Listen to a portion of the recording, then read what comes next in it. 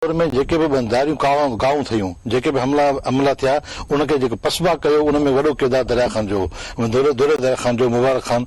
हिकिड़ो तव्हां जीअं मूं अर्ज़ु कयो त हिकिड़ो वॾो हिकिड़ो सुपे सालार हो ऐं बहामत सुपे सालार हो, ऐं हुनजी जेका ज़हानत हुई, हुन जेका अक़लमंदी हुई, जेका दानिशमंदी हुई, जेका जंग वरण जेको तरीक़ार हो हुन वटि, उहो हिकिड़ो पंहिंजो हो। उन करे जेसि ताईं हीउ सुपे सालार हुयो ऐं जाम निज़ाम पंहिंजो जॾहिं जो इक़्तिदार हो, तेसि ताईं कंहिं बि दारीअ खे, कंहिं ॿाहिरी माण्हू खे इहा हिमत कोन थिए त हू सिंध ते हमिलो करे ऐं सिंध ते मेरी अख सां ॾिसे। असां लाइ न फ़क़ति मिसाल आहे, पर असां उन ते फ़ख़्र बि करियूं था, अॼु बि फ़ख़्र करियूं था, छाकाणि त असांजे मुल्क जेको सिंध मुल्क हो उन लाइ विढ़ंदे शहीद थियो।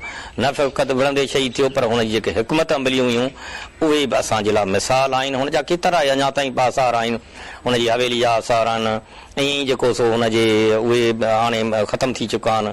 ईअं जेको हुनजी मज़ार आहे, हुन जेका उहा बि अॼु बि असां ऐं असांजे नसलनि लाइ ॼण त हिकिड़ो अहिड़ी आहे जितां उत्साह मिले थो, जितां असांजो ॼण त ईमान ताज़ो थी पए थो। दुल दरिया ख़ान जो किरदारु अॼु बि न विसारण जहिड़ो आहे। उन जी शहादत खां पोइ सिंध ते अहिड़ो वक़्तु आयो जो सवें साल सिंध जेका धारियुनि जे कब्ज़े में अची वई, सिंध फुरबी लुटबी रही, केतिरा माण्हू क़तल थींदा रहिया, शहीद थींदा रहिया। इहो सिलसिलो बि वेंदे 1520 खां वठी 1729 ताईं रहियो।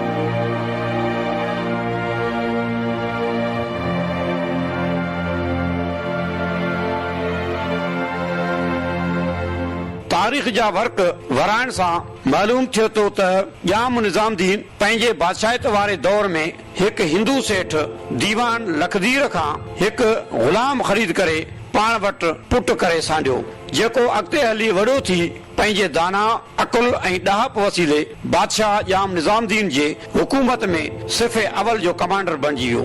संदसि दानाई ऐं हिकमत अमली खां ॼाम निज़ामदीन एतिरो त मुतासिर थियो जो हिन खे हिकु ई वक़्तु ॿ अहम ज़िम्मेवारियूं सौंपियूं। हिकु तरफ़ खेसि पंहिंजो ख़ुसूसी सलाहकार करे वज़ीर आज़म मुक़ररु करे सिंध में संदसि दानाईअ खां कमु वठी ज़रई इस्लाही तारीख़ी सुधारा आंदा, त ॿिए तरफ़ बहितरीन ख़्यालनि ऐं हिकमत अमली जो जंगजू मालिक हुजण करे खेसि कमांडर यानी सुपर सालार मुक़ररु कयो वियो, जंहिं केतिरा ई भेरा सिंध ते हमले आवरनि खे शिकस्त ॾेई फतह हासिल कई।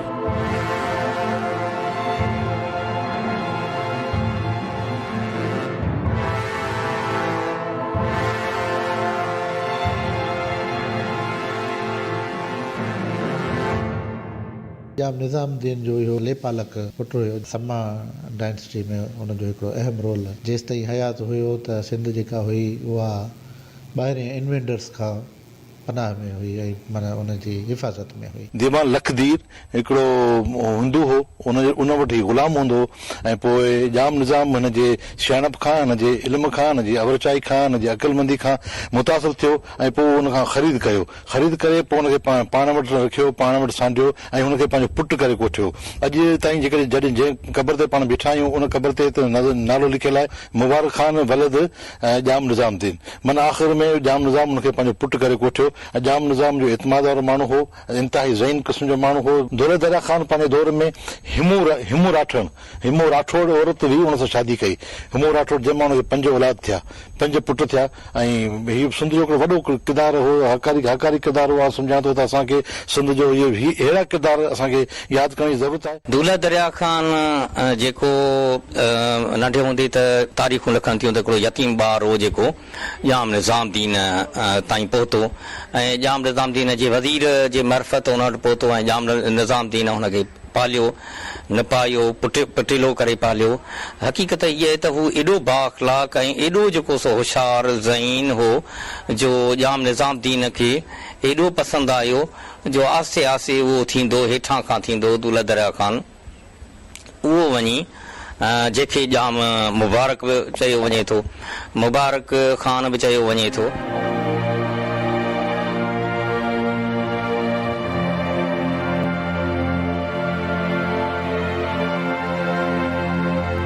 तारीख़ तारीख़ नवीसन मूजिब शहीद दौलत दरिया खान जो असुल नालो मुबारक खान हो, छाकाणि जो मकली जी तारीख़ी कब्रिस्तान में संदुस तोड़े संदुस खानदान जे फर्दन लाइ चौदेवारी ॾेई ठहिरायल मज़ारनि में निमाया तौर नज़र ईंदड़ शहीद दौलत दरिया खान जी आख़िरी आरामगाह ते अरबीअ में संदुस नालो मुबारक खान वलद याम निज़ामुद्दीन तहरीर थियल आहे। चयो वञे थो त शहीद दौलत दरिया खान पंहिंजे हयाती में ई संदुस आख़िरी आरामगाह लाइ इब्तिदाई कम 1490 ईस्वी खां शुरू करायो, जेको बाद में संदुस शहादत बैदि संदुस पुटनि मुकमल करायो। शहीद दौलत दरिया खान के प्यार ऐं बहादुरी सबबि दरिया खान सॾियो वेंदो हो ऐं संदुस शहादत बैदि खेसि शहीद दौलत दरिया खान जे लक़ब सां नवाज़ियो वियो। संदुस सवाने हयात बाबति लिखियल तारीख़ी किताबनि मुताबिक़ खेसि क़बूलियो बि करे छॾियो वेंदो हो।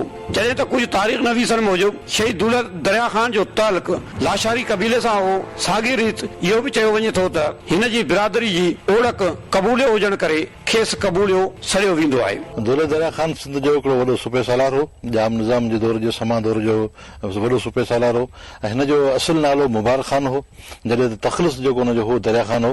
उन खां अलावा हिनखे कबूलियो सॾींदा हुआ। बेसिकली ही ज़ात लाशारी सां तालुक़ रखंदो हो, लाशारी बिरादरी जो माण्हू हो। कबूलियो जेको आहे उनजी लाशारी बिरादरी जी लाशारी ज़ात जी ओळख आहे। अॼु बि सिंध में कबूलिया रहनि था, कबूलियुनि जो हिकिड़ो वॾो हल्को रहे थो। इहे असल में लाशारी आहिनि ऐं डॉक्टर नबी बख्श बलोच कामिंदे जेके सिंध जा काफ़ी सारा मौरख आहिनि उन लिखियो आहे त ही दौलत दरिया खान जेको आहे उहो ज़ात जो लाशारी हो। दौलत दरिया खान पंहिंजे दौर में पंहिंजे हयाती में 1490 खां हिन जो कमु शुरू करे छॾियो हो ऐं इहो कमु शुरू थियो ऐं तव्हां जेका चिटसाल ॾिसो था, हिन ते जेका ख़ूबसूरती ॾिसो था, उहा जाम निज़ाम जे दौर में ऐं दौलत दरिया खान पंहिंजे हयाती में कमु कराए छॾियो। उन संदसि वफ़ात खां पुठियां उनजो पुटु अलाउद्दीन ऐं महमूद खान उनजो कमु जेको हो, रियल कमु जेको उहो मुकमल करायो। हिंदुस्तान